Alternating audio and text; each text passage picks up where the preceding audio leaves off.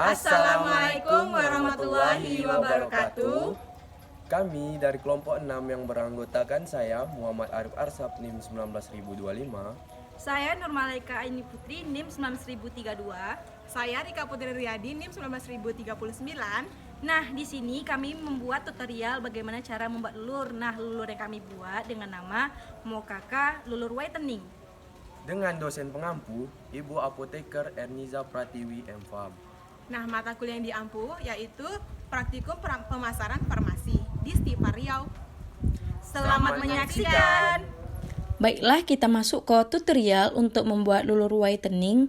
Untuk alat dan bahan yang kita gunakan, yang pertama untuk bahannya itu ada ketan hitam.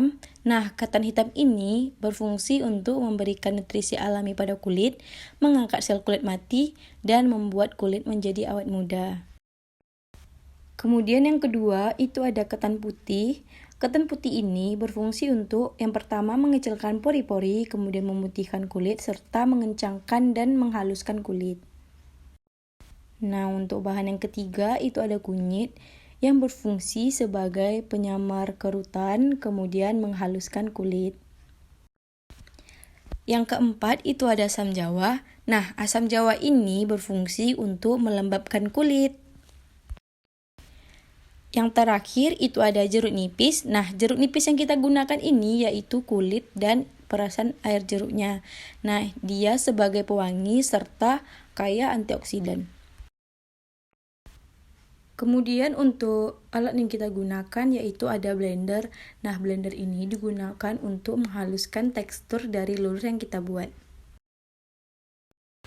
Nah, kita masuk ke tutorial pembuatan lulur whiteningnya. Yang pertama itu kita cuci bersih dahulu ketan hitam dan ketan putihnya di air mengalir, kemudian ditiriskan hingga kering. Yang kedua yaitu melarutkan asam jawa dengan air secukupnya agar asam jawa tersebut bisa terbagi merata. Yang ketiga yaitu menyiapkan kompor, kemudian menyiapkan wajan serta sutil. Nah, gunanya untuk mentongseng ketan hitam dan ketan putih. Nah, kemudian kita masukkan ketan hitam dan ketan putih yang sudah kita cuci bersih tadi ke dalam wajan yang sudah sedikit panas. Kemudian tongseng hingga sedikit hangus. Diaduk terus ya ketan putih dan ketan hitamnya. Gunanya itu agar ketan putih dan ketan hitamnya tersebut tidak menggumpal. Kemudian hangusnya itu merata. Nah, api yang kita gunakan saat mentongseng ketan putih dan ketan hitamnya itu kita menggunakan api sedang saja. Karena jika kita menggunakan api yang besar itu dapat menyebabkan ketan-ketan tersebut menjadi lebih keras. Nah, itu dapat menyebabkan kandungan-kandungan yang bermanfaat di dalam ketan tersebut menjadi rusak. Kemudian setelah ketan hitam dan ketan putihnya sudah sedikit hangus, kita masukkan nih asam jawa yang sudah kita larutkan tadi secara merata. Kemudian diaduk kembali hingga ketan-ketan tersebut menjadi kering. Kemudian kita masukkan kunyit yang sudah kita siapkan dengan cara menaburkan dan diaduk-aduk kunyit tersebut secara merata. Setelah itu kita masukkan perasan dari jeruk nipis dan kulitnya itu dimasukkan ke dalam wajan tersebut. Kemudian diaduk hingga merata. Nah, setelah bahan-bahannya sudah kita masukkan semua secara merata, kemudian ketan putih dan ketan hitamnya itu kita aduk terus hingga sedikit hangus. Kemudian setelah sedikit hangus, itu matikan kompor dan dinginkan. Nah, setelah tongsengan tadi sudah dingin, kemudian masukkan ke dalam blender yang sudah kita siapkan. Dan untuk kulit jeruk nipisnya tadi kita potong kecil-kecil agar semuanya tuh terbagi merata.